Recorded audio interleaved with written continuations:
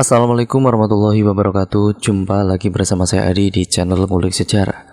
Pada video kali ini saya akan kembali lagi membacakan suatu kisah misteri yang kali ini tetap berjudul Jerat Maut Perjanjian Setan part yang keempat. Cerita pada kali ini merupakan kelanjutan dari cerita yang sebelumnya. Cerita pada kali ini masih tetap ditulis oleh Mas Hari Wijaya. Nantinya kalian juga bisa mengunjungi tweet beliau secara langsung ya teman-teman. Yuk daripada kita lama-lama, kita langsung saja menuju ke kelanjutan ceritanya.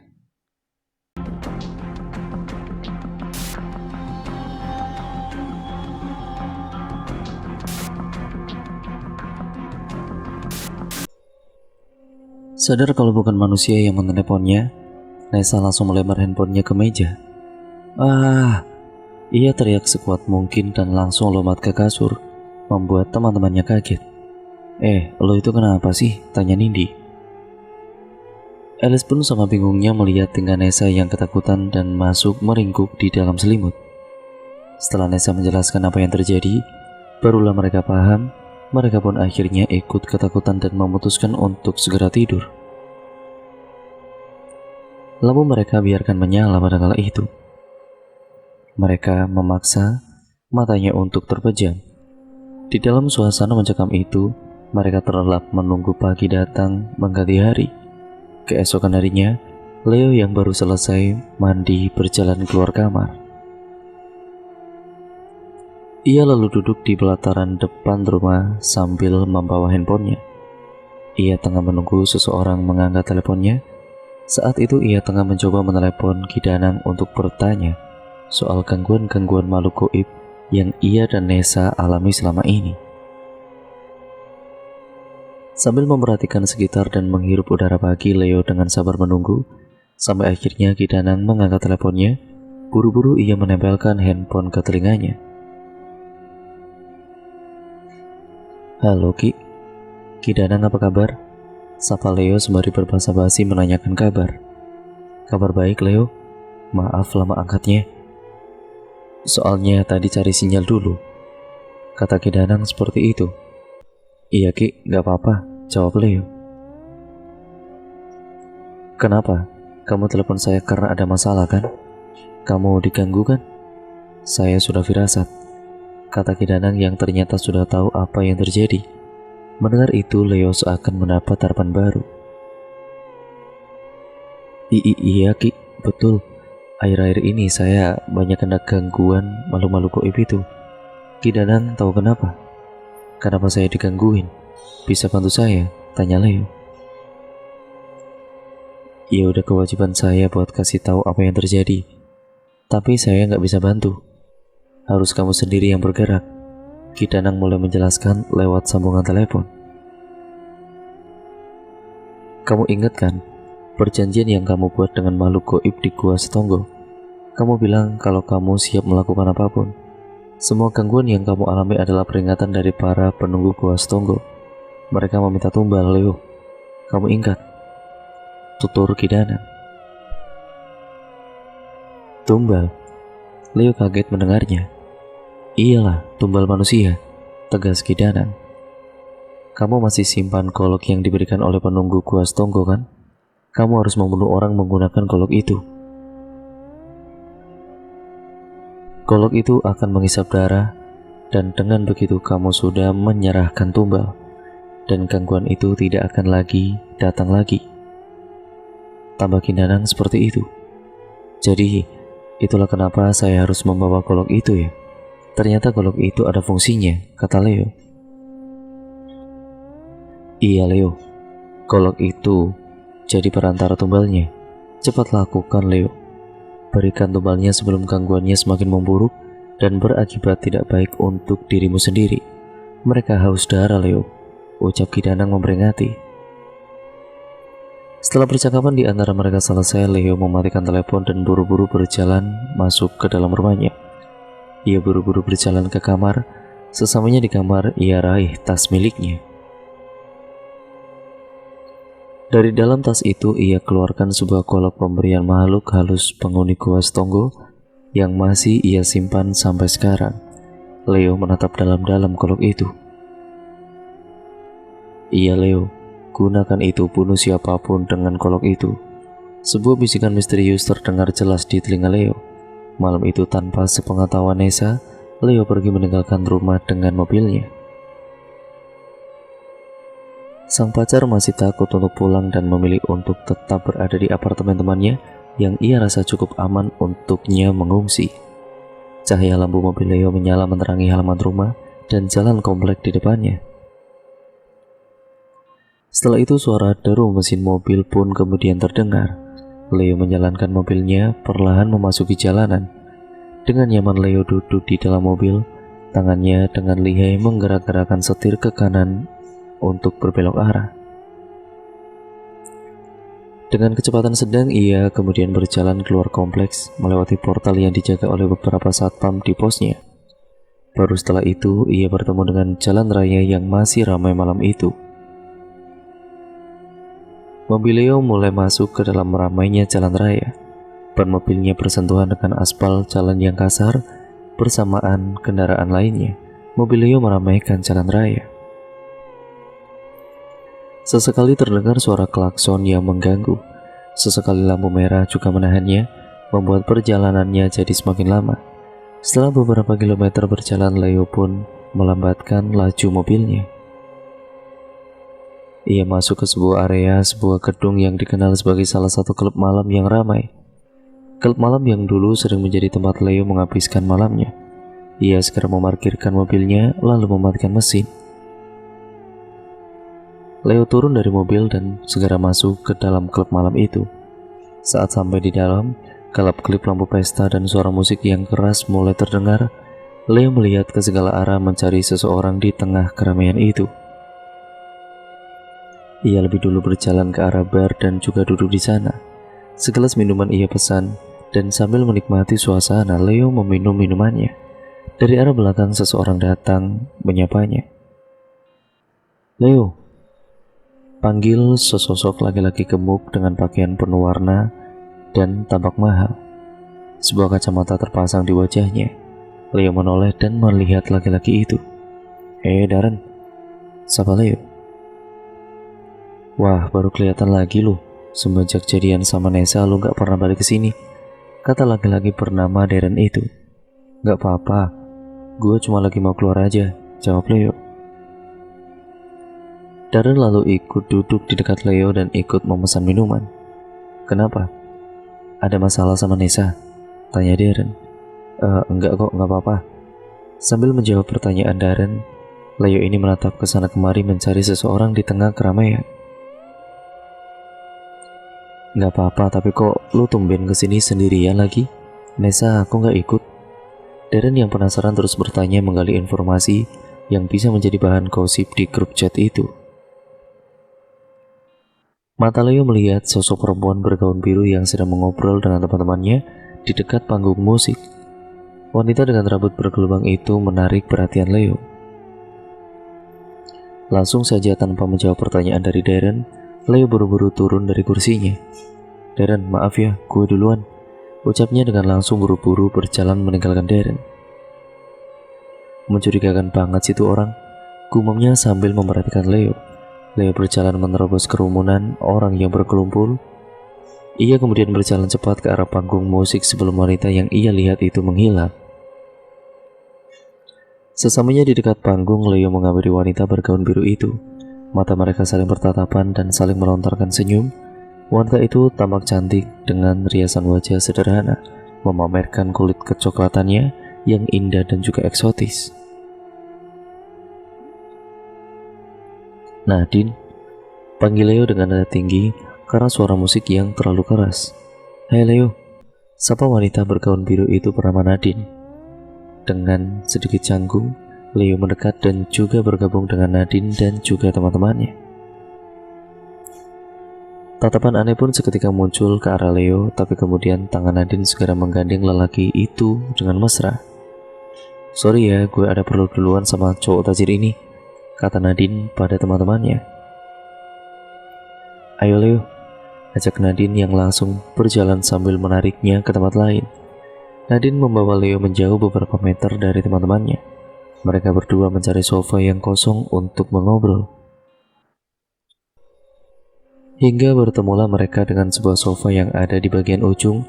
Mereka berdua duduk di sana dan masing-masing memesan minuman. "Jadi gimana, Leo?" tanya Nadine sambil duduk bersandar dan menatap wajah Leo dari jarak yang cukup dekat. "Jadi mau main semalaman sama gue?" tanyanya dengan nada menggoda. Dengan tenang Leo menjawab, "Ya jadi dong." Nadine tersenyum puas mendengarnya. "Ya walaupun lo pacarnya Nesa gue gak peduli. Toh orangnya gak tahu juga," katanya sambil tersenyum. "Apalagi uangnya banyak," gumam Nadine tanpa terdengar oleh Leo. "Nanti 1 jam lagi deh ya. Kita cabut abis ini check-in deh," ucap Nadine menambahkan. Leo hanya mengangguk mengiyakan. Selama 1 jam di klub, Leo dan juga Nadine ini mengobrol, membahas banyak hal dan bersenda gurau. Mereka juga bertemu beberapa teman yang dikenalnya. Bergelas-gelas minuman pun mereka habiskan. Sampai akhirnya sudah sekitar jam 1 dini hari, Leo dan juga Nadine berjalan keluar dari klub. Leo mengarahkan wanita itu untuk masuk ke dalam mobilnya yang masih terparkir. Dengan mata yang sayu, Nadine membuka pintu mobil dan langsung masuk. Dirinya yang sudah hampir mabuk bersandar di jok depan yang empuk itu, sementara di sampingnya Leo duduk menyalakan mesin. Mobil pun kemudian berjalan. Leo membawa Nadine di mobilnya. Walaupun minum cukup banyak, wanita itu masih cukup sadar untuk melihat sekitarnya, bahkan masih mengoceh, mengajak Leo mengobrol selama di perjalanan. Mobil Leo melaju dengan cepat di tengah jalan raya yang kosong melompong. Dengan diiringi musik hip-hop yang diputar oleh Nadine, bukannya pergi ke hotel seperti yang mereka rencanakan, Leo justru membawa Nadine cukup jauh hingga ke pinggir kota, di mana banyak pabrik berdiri dan juga bangunan-bangunan yang terbengkalai. Awalnya Nadine tidak sadar, tapi akhirnya ia mulai membuka mata lebar-lebar dan melihat sekitar. "Lu bawa gue kemana?" tanya Nadine sambil melihat sekitar yang sepi dan gelap. Kiri dan kanannya dipenuhi dengan ilalang dan semak-semak. Penerangan jalan pun minim, sama sekali tidak ada orang di tempat ini. "Kita bakal main semalaman, Nadine," jawab Leo.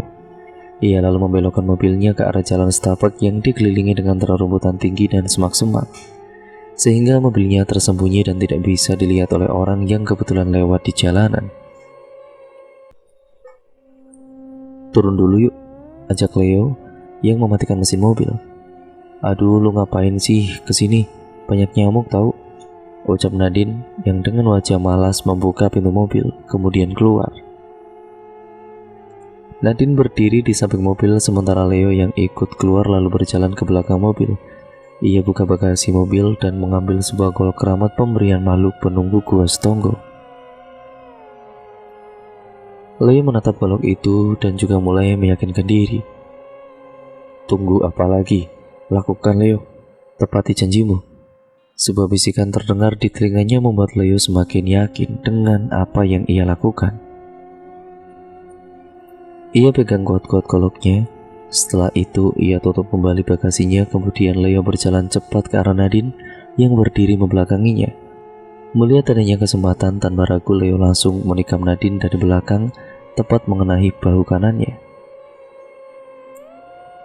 Kulit eksotisnya langsung robek tertusuk tajamnya besi pipih dari golok keramat itu. "Ah!" Nadine sempat menjerit lalu terjatuh ke tanah dengan bahunya yang mengeluarkan darah segar. Dengan mata berkaca-kaca ia kesakitan dan menoleh ke arah Leo.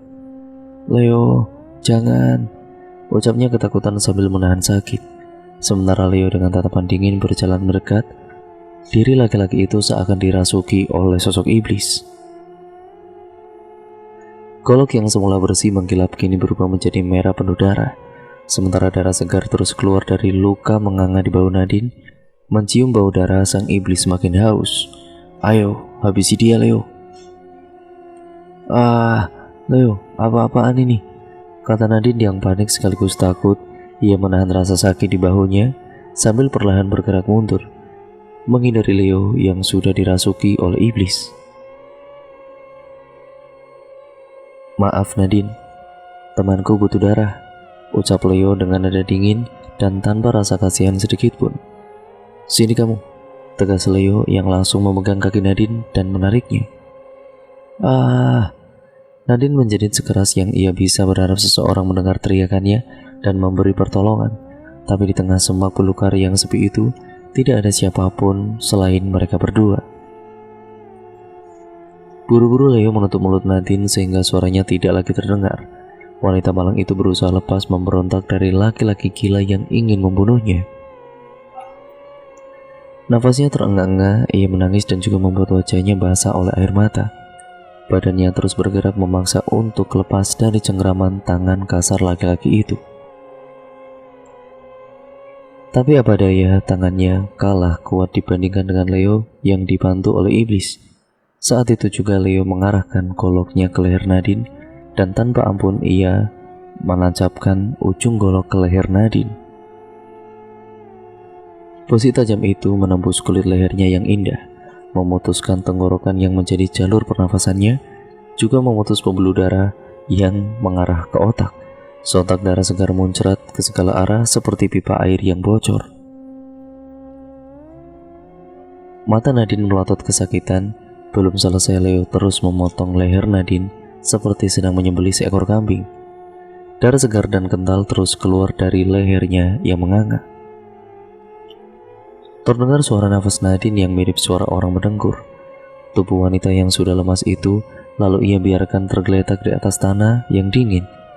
Badan wanita malang itu sampai kejang-kejang, sementara darah tidak henti-hentinya keluar dan menggenangi tanah sekitar. Malam itu juga Nadine pun menghembuskan nafas terakhirnya. Baju, celana, sampai wajah Leo telah merah terkena cipratan darah. Leo yang puas membunuh Nadine lalu tertawa sambil menatap korbannya.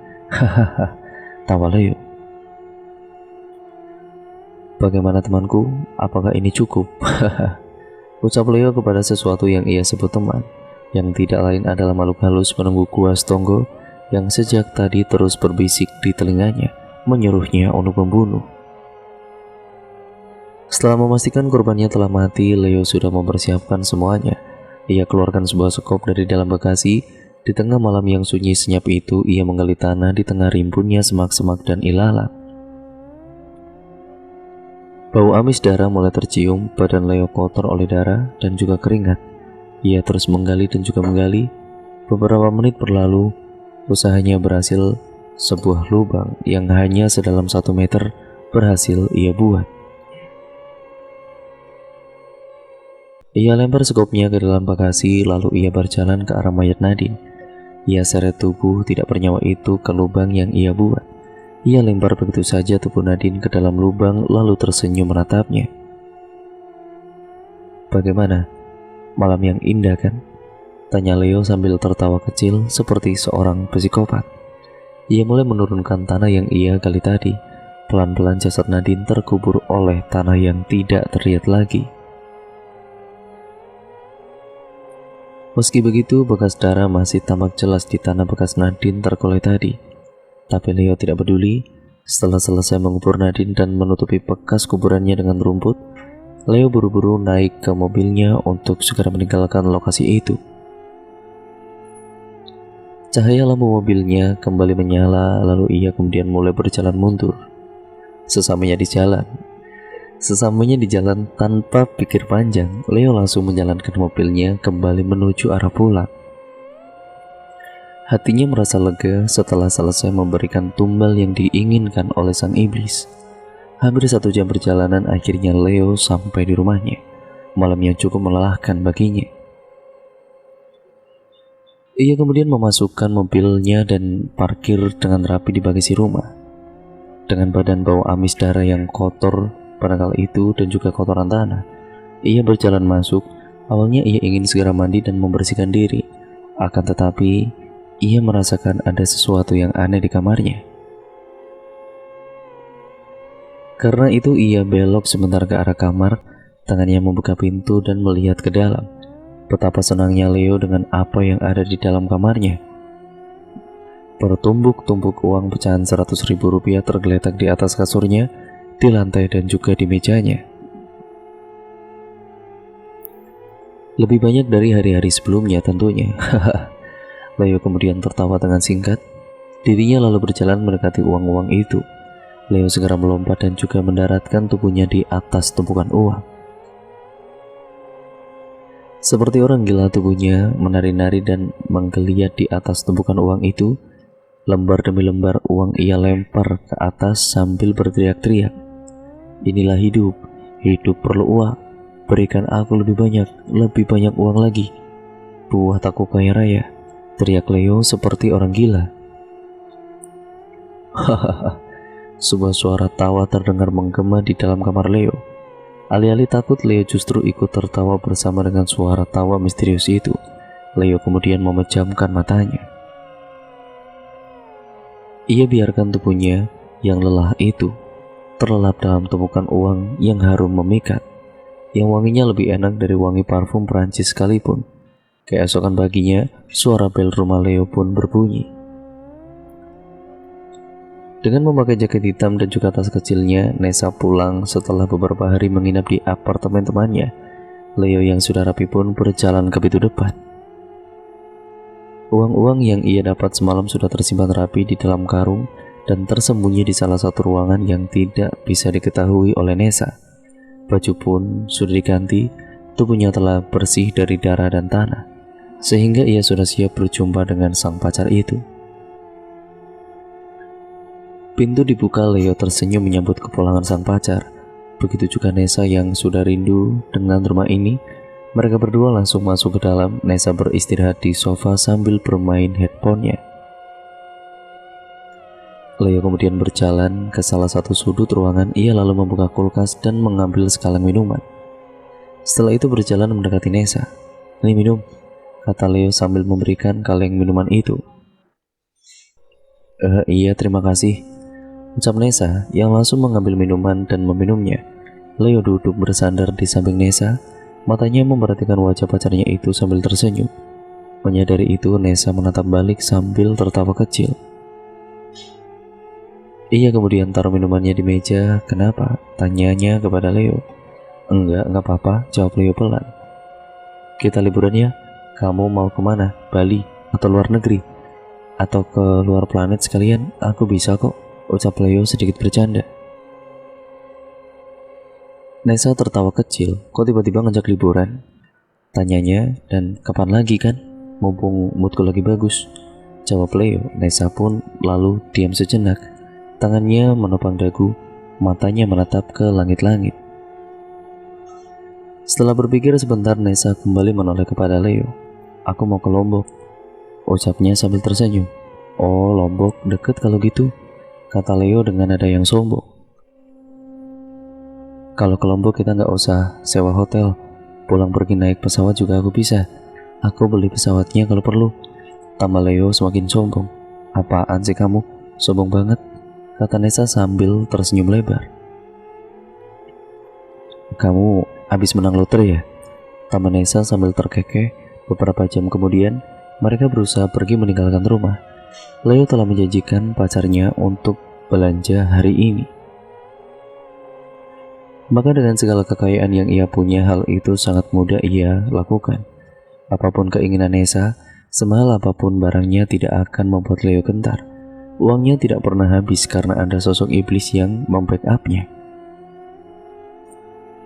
Namun tanpa sadar, sebuah bahaya mengintai dalam diam. Sampai kapanpun sang iblis tidak akan pernah puas. Liburan yang dijanjikan oleh Leo bukanlah omong kosong semata. Ia benar-benar mempersiapkan segalanya.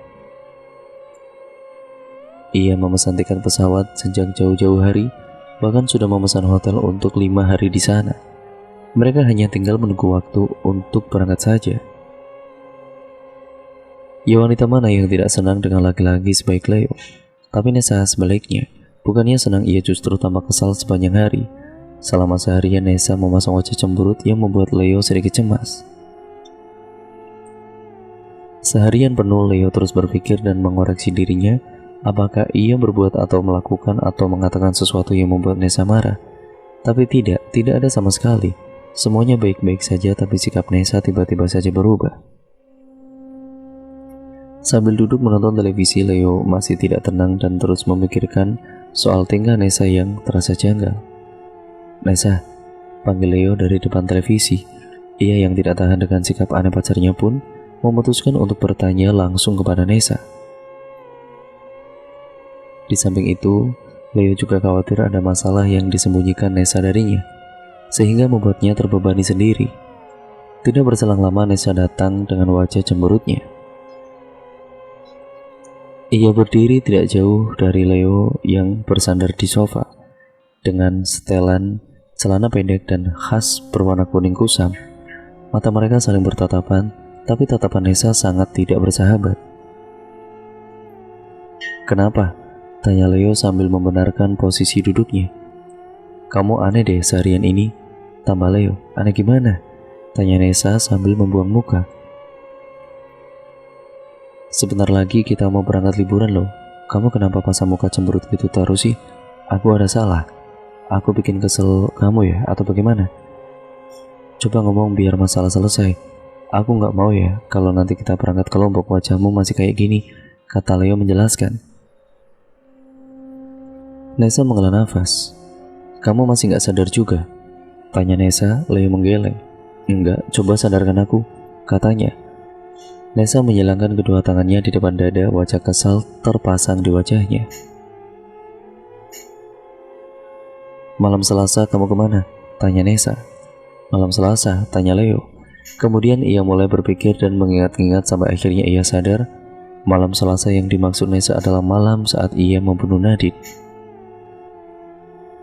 Sadar akan hal itu, Leo pun mulai gugup. Melihat itu, Nessa semakin yakin. "Tuh kan, kamu aja gugup begitu. Emang dasar laki-laki ya, gak bisa ditinggal sebentar aja," kata Nessa yang mulai marah. Akan tetapi Leo kembali menggelengkan kepala dan mencoba mengelak. "Aku gak ngerti maksud kamu apa." "Aku gak ngapa-ngapain kok malam Selasa," kata Leo mencari alasan. "Jangan bohong kamu," bentak Nessa yang seketika membuat Leo kaget. Selama berpacaran baru kali ini Nessa membentaknya sedemikian keras. Semakin memperjelas betapa marahnya wanita itu, Leo menatap Nessa dengan tatapan bingung. "Aku tahu dari Darren. Dia yang kasih tahu aku," kata Nessa. "Kamu ngapain malam itu sama Nadine? Hah? Kenapa kamu gak bilang-bilang mau ke klub? Bukannya kamu pernah bilang gak akan kembali ke sana karena cuma buang-buang waktu?" "Aku udah janji sama kamu buat gak datang lagi ke klub supaya gak ada cowok lain yang godain aku. Aku turutin kemauanmu, tapi kenapa sekarang justru malah kamu yang ingkar?" tutur Nessa dengan penuh emosi sambil menatap tajam ke arah Leo. Laki-laki itu akhirnya paham masalahnya. Ia lalu segera berdiri, berjalan mendekati Nessa untuk menjelaskan apa yang terjadi. "Aku nggak ketemu Nadine. Darren itu, dia itu tukang gosip, Nessa. Semua orang juga tahu kan kalau mulutnya itu suka nyebar hoaks. Jadi jangan dipercaya ya. Kamu lebih percaya aku kan?" ucap Leo sambil mengelus pipi Nessa. Dengan kasar Nessa tepis tangan laki-laki itu dari wajahnya. Matanya berkaca-kaca dan juga kecewa. "Kamu masih bisa bohong ya?" ucapnya. Nessa lalu mengambil handphone di sakunya. Nessa kemudian lalu mengambil handphone dari sakunya. Ia tunjukkan sebuah foto di handphonenya yang memperlihatkan Leo sedang berduaan dengan Nadine. "Foto ini aku dapat dari Darren," kata Nessa. "Ah, Darren brengsek," gumam Leo dengan kesal. "Mau alasan apa lagi kamu?" tanya Nessa sambil mengusap air matanya di pipi. Biarpun begitu, Leo bukanlah laki-laki yang senang mempermainkan wanita. Dan cerita pun akhirnya bersambung ke part yang selanjutnya lagi ya teman-teman. Nah, makin seru kan kelanjutan ceritanya? Jadi nantikan terus hanya di channel Ngulik Sejarah. Jangan lupa untuk kalian like, komen, dan share video kali ini, serta subscribe channel ini, serta juga nyalakan tombol lonceng notifikasinya, agar kalian tidak ketinggalan video terbaru selanjutnya dari channel ini. Sekian, terima kasih, kurang lebihnya mohon maaf, sampai berjumpa di part yang selanjutnya dan video terbaru selanjutnya. Wassalamualaikum warahmatullahi wabarakatuh.